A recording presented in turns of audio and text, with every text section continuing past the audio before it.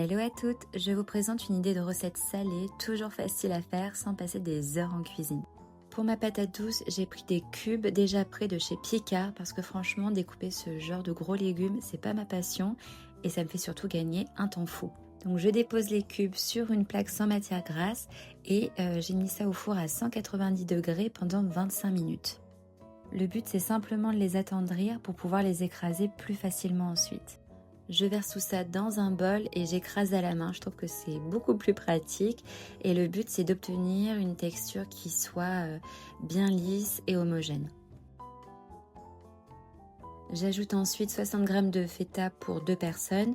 Évidemment, vous pouvez réajuster les quantités en fonction du nombre de personnes chez vous. Je rajoute également 2 œufs, je mélange bien.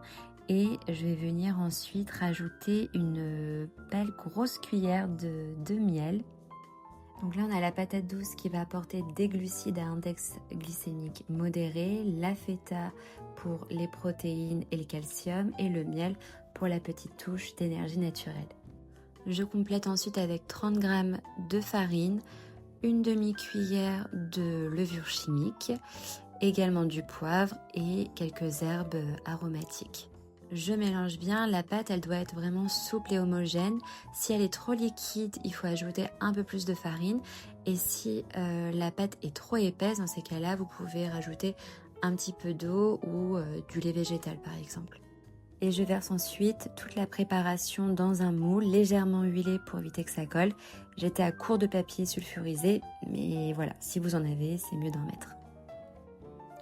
Je lisse bien le dessus et j'enfourne ça à 180 degrés pendant environ 25 à 30 minutes.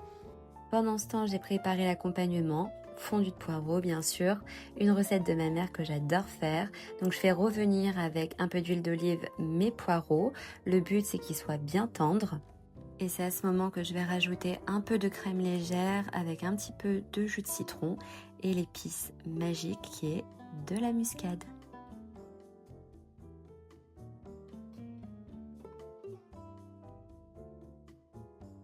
Entre temps, j'étais partie au sport, j'avais demandé à mon mari de surveiller la cuisson. Bon, il a oublié.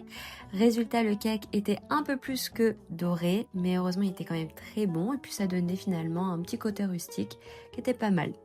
Pour le poireau, à savoir, le secret, c'est la patience. Les poireaux sont naturellement sucrés, donc pas besoin d'ajouter du sucre.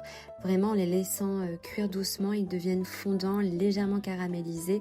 Et c'est vraiment un délice. J'ai complété mon assiette avec un lit de mâche et de roquettes pour la fraîcheur et les fibres en rajoutant un peu plus de protéines avec du thon émietté.